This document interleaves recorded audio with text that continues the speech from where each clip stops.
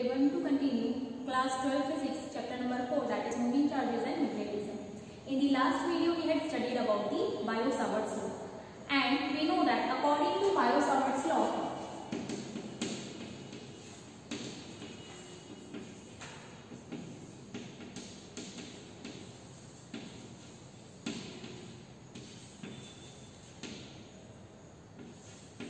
dV is equals to mu 0 upon 4 pi I dl cos r vector upon r cube, right? This is the Biot-Savart's law is used to find for the magnetic field. We need to find the magnetic field at any point around the current carrying wire, right? Where this mu 0 upon 4 pi that we had taken as the constant, IDL vector, here I is the current that is passing through the wire, DL vector that is the length of the current element, R vector that is the position vector, that is the position, that is the distance between the point that is the current element and the point where we need to find the magnetic field, and R here stands for the distance, right? Distance between the point and the current element. Now see, and we had already seen that these magnetic fields, so we can see it is directly proportional to the current, it is directly proportional to the length of the current element, and it is inversely proportional to the square of distance between them. Because if we take, this is the vector notation, if we take this cross product in terms of the sin theta, right? If we resolve this cross product and write the magnitude of the magnetic field, then it can be written as mu 0 upon 4 pi IDL R sin theta upon R square, R cube. If we cancel this R, this can be written as mu 0 upon 4 pi IDL sin theta upon R square. When here theta, that is what? It is the angle between the current element and the position vector, right? So this is about the Biot-Savart's law that we have already studied. In this video we are going to see the application of the Biot-Savart's law, right? So here in that we had taken any arbitrary shape of the wire which was carrying the current, and we had find the magnetic field at any point around that, right? Over here we are going to find the magnetic field on the axis of a circular current loop. That means what? Instead of taking any shape of wire, we are taking the circular loop. We are taking a circular coil through which the current is to be passed through, and we are going to find the magnetic field at the axis of that due to that current carrying loop, right? So on the basis of the Biot-Savart's law, we are going to find the magnetic field on the axis of the circular current loop.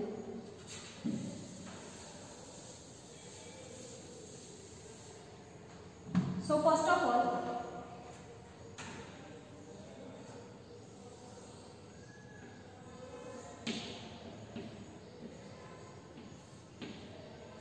let us consider the XYZ axis. Let this be the origin, and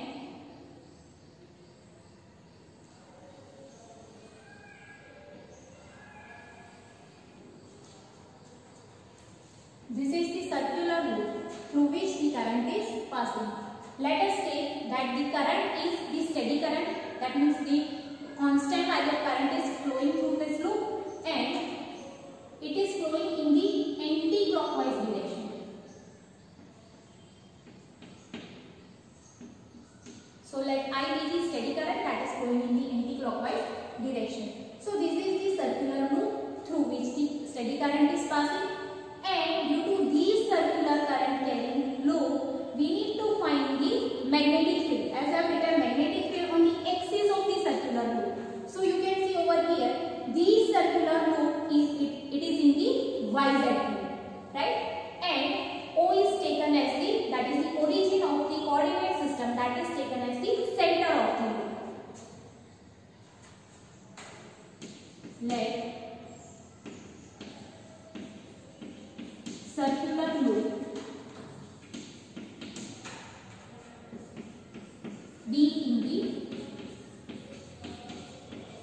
YZ plane.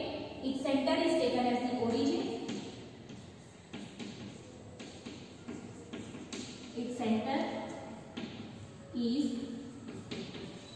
at O, and here we need to find the magnetic field at the axis, right? Here the axis is taken as the x-axis, right? Axis of this circular tube is taken as the x-axis. So we are going to find, suppose say at this point, we need to find the magnetic field at any point on this axis. So let us take this point where we need to find the magnetic field. Let it be P.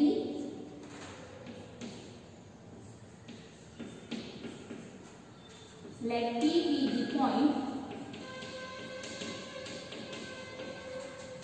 on the axis, that is the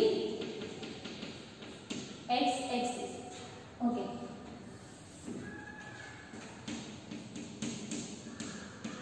I steady current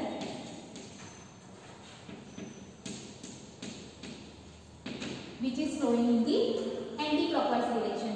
Now see, here we need to find the magnetic field, right?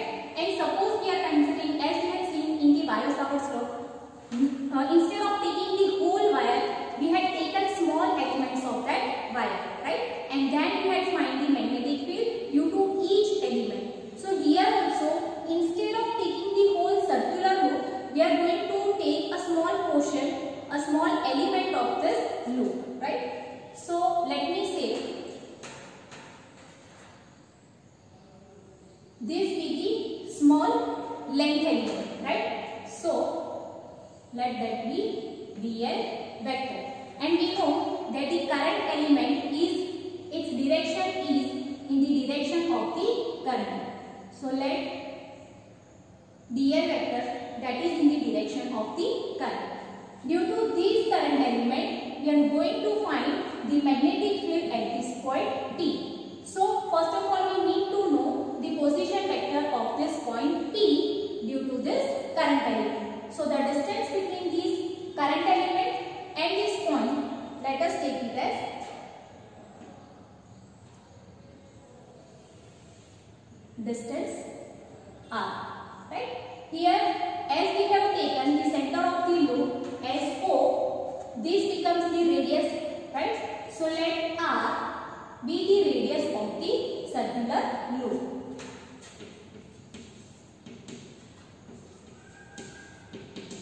R is the radius of the loop, right?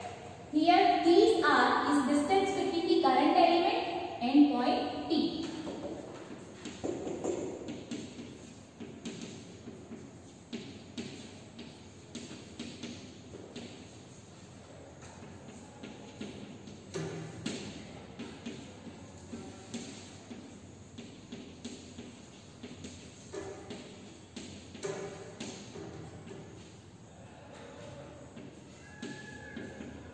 dl vector.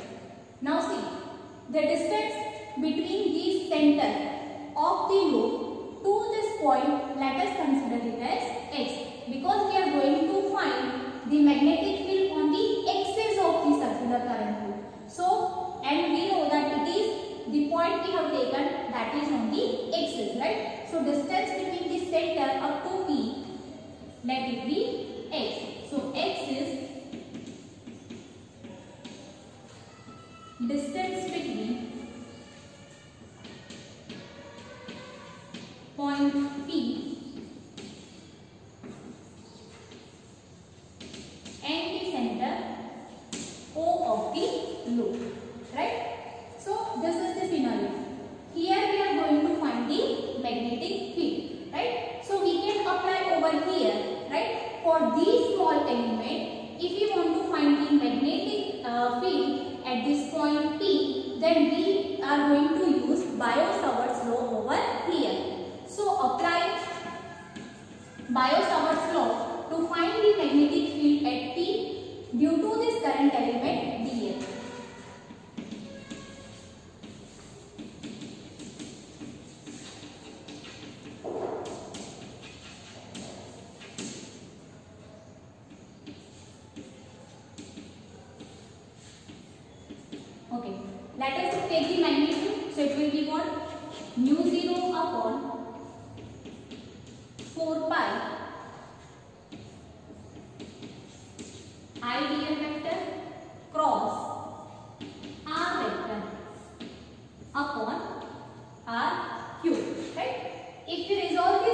product, right? It can also be written as mu 0 upon 4 pi IDL r sin theta upon r cube. If we cancel this, what we will be having is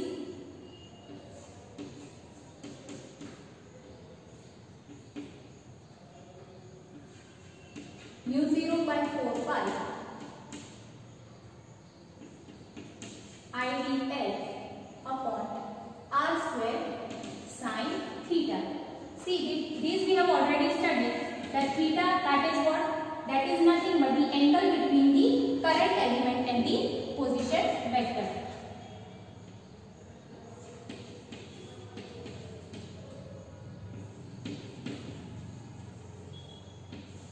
Dl vector and r vector. See, here this is the position vector r for point P, right? And this is the dl vector.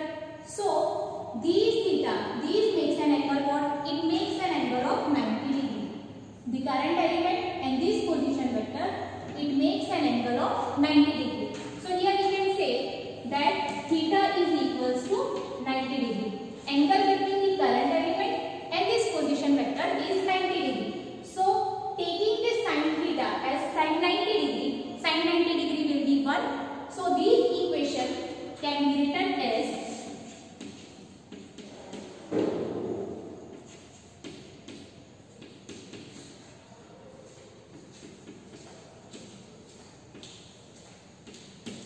IDL upon r square. That is, the magnitude of the magnetic field is equals to mu 0 upon 4 pi IDL upon r square. This is about the magnitude, right? Here r square, r is what? That is distance between the point and the element, right? R is distance between the point and the element. So as you can see over here, these from this point, let us take it as A. This point P, it is already written. So if we consider this triangle AOP, it is a right angle triangle, and for the right angle triangle, we can apply the Pythagoras theorem. So for that, these are distance, right? That becomes hypotenuse for this right angle triangle. So from these triangle, I can write r square equals to, applying the Pythagoras theorem, r square is equals to x square plus r square. R square is equals to x square plus r square, right? So applying this equation in the above equation, it can be written as dv equals to mu 0 upon 4 pi IDL upon x square plus r square, right? This is about what? This is about the magnitude of the magnetic field that we are finding on the axis of the circular loop, right? Over here, due to this current element, only up for the small portion. This is about the magnitude, the value of the magnetic field that we are getting at point P due to this small portion, that is the small current element. Now we will be seeing what will be the direction of this magnetic field due to this current element at this point P. We have found the magnitude. Now we will be finding the direction of that magnetic field. First of all, you need to copy down this, and then we will be going further.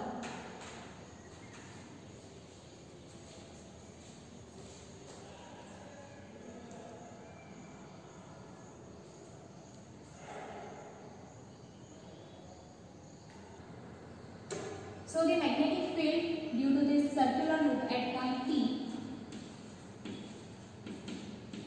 its magnitude is equals to mu 0 upon 4 pi IDL x square plus r square, right? That we have already seen. Now see, now we need to find the direction of the magnetic field, right? Value we got, but what will be the direction?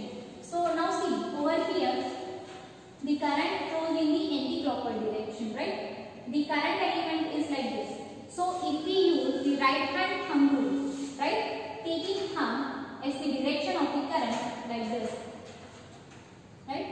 The magnetic field will be outwards, and we have already seen for the Biot-Savart's law that the direction of this magnetic field is perpendicular to the plane formed by this dl vector and the r vector. The direction is perpendicular to the plane formed by dl vector and r vector. Now see, this is the dl vector, this is r vector, right? Then perpendicular to this plane will be in this direction as well as in this direction. But if we apply the right hand rule, right, taking the current in this direction and magnetic field in the outward direction, so magnetic field will be pointing to this finger, that is, it will be towards the outward direction, right? So the perpendicular direction that we are going to consider, it is outward to that plane. So this will be the direction of the magnetic field. Applying the right hand thumb rule to know whether the magnetic field direction is inward or outward, right? And by using the plane formed by the dl vector and the r vector, we can use the perpendicular line to show the direction of the magnetic field. So the direction is always perpendicular to the plane formed by dl vector and the r vectors. And whether the magnetic field will be inwards or outwards, that is taken with the help of the right hand thumb rule, right? So for this situation, the direction of the magnetic field will be like this, that is perpendicular to the plane formed by the dl vector and the r vector. Now see, when we are taking this direction, we will be having two components, because when we find the direction, when we are not having the direction neither in x-axis or y-axis or z-axis, and at that time we need to take the component of that physical quantity, right? Component of that vector. Because if it was in the x-axis, then we can write unit vector I. If it was in y-axis, we can write the unit vector j. If it was in z-axis, we can write the unit vector k. But it is not in any of the axes. So for these, we need to consider its components. And we are having the x component and the perpendicular component. Why we can say like that? Because for these vector, I can say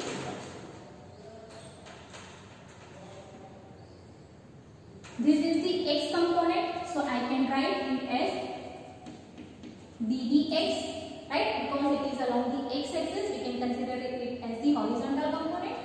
And these component,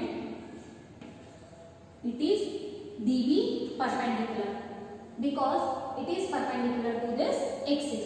So the x component and the y component, instead of writing y component, I have written here the perpendicular component, because it is perpendicular to the axis.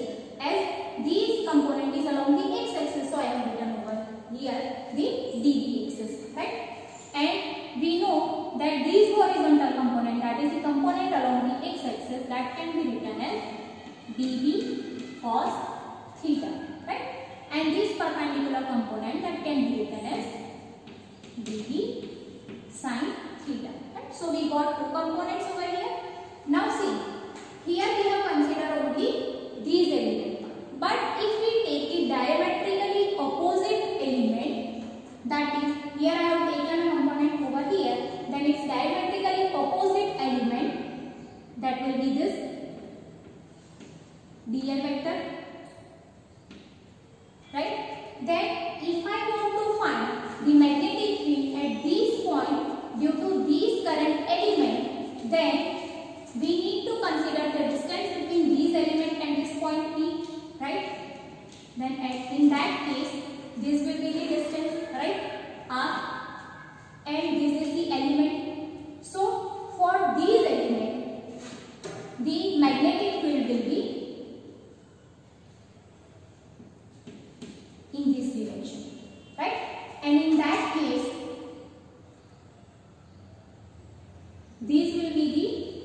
DB perpendicular and this will be the DB X component, right? So if we take the diametrically opposite elements, then for that the perpendicular components, we know that the magnetic field value will be same, right? So its magnitude is same but its direction is opposite. So in that case these perpendicular components gets cancelled out. What remains is the X component. X component due to this element and X component due to this element. So if we consider the whole circular loop, then for every element, for the diametrically opposite elements, the perpendicular components will be cancelled out, and what we will be having just the X component. So to consider the magnetic field at this point, due to the whole circular loop, we need to have only the X component into the consideration, right? So for this case, we can write dBx is equals to dB cos theta.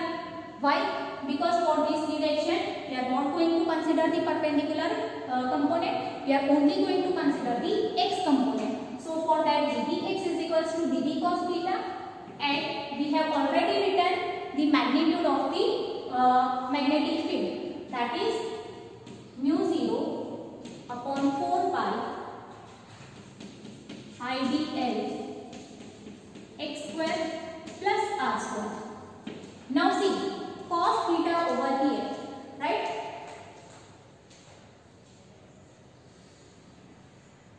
Taking this theta, we have already seen that theta is nothing but it is the angle between the element and the distance between the element and this point P, right? So this will be the theta.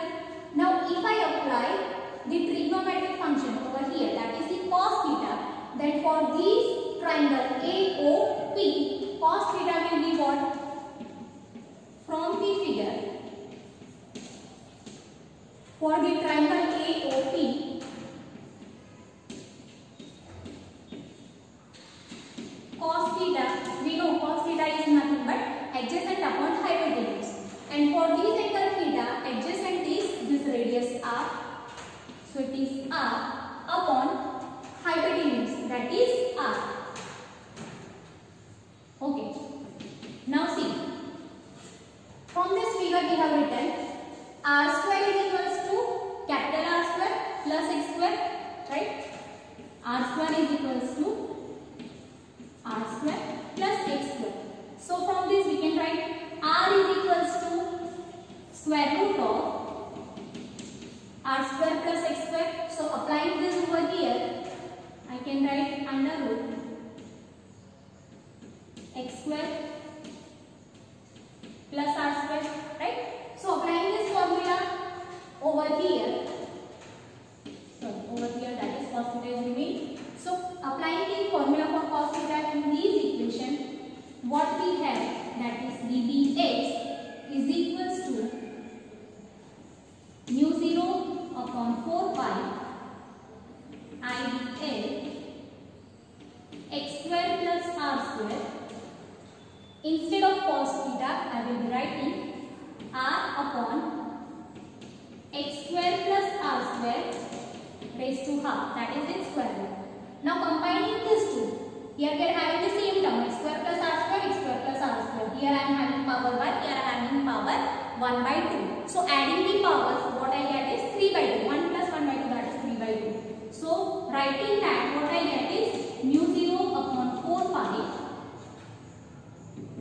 IdL r upon x square plus r square raised to 3 by 2. Right? This is the contribution of the X component of the magnetic field due to these current element. Right? So if I consider the whole loop, because here we are going to find the magnetic field at this point P on the axis due to this whole circular loop, and we have taken dl as what? It is the small element, length element of the whole circular loop. Now see, if we consider the whole length, then it will be what? It will be the circular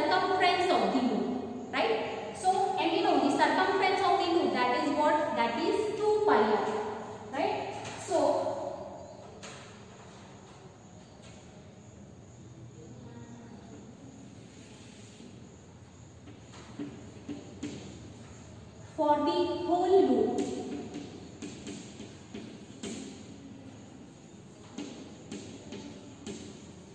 The magnetic field at P, that can be written as B is equals to Bx I. Why we are writing like this? Because B stands for what? It stands for the magnetic field due to the whole circular loop. We are going to take the integration of all the small elements, and for all the small elements only the x component is taken into consideration. The y component gets cancelled out. So I have written B is equals to Bxi, where Bx, that is what? That is the x component of the magnetic field at this point P due to the whole circular loop. So the same equation can be written as B is equals to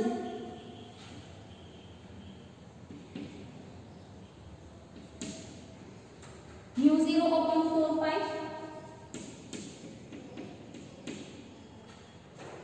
I r x square plus r square raised to 3 by 2. Now see, here I have taken the magnetic field for small element. If I am considering the whole circular loop, for which instead of dt I have written b, the integration of the whole element, right? All the elements. So instead of dl, instead of the small element, I am considering the whole length, that is the circumference. So instead of dl I can write it as 2 pi r, right? So here pi gets cancelled, here it gets cancelled, and I am having 2. Multiplying this r by r, it will be r square. So rewriting this equation, what I have is mu 0 upon 2. Here I will be having I r square upon x square plus r square raised to 3 by 2. Right? So this is the equation of the magnetic field on the axis of a current carrying loop, circular loop. Right? So B is equals to mu 0 I r square upon 2 into x square plus r square raised to 3 by 2.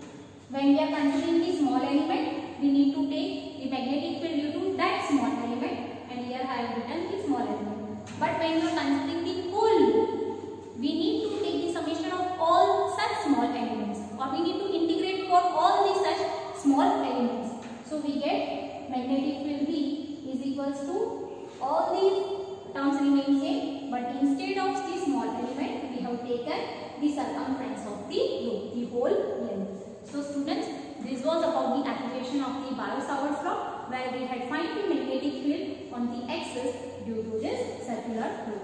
So you may copy it.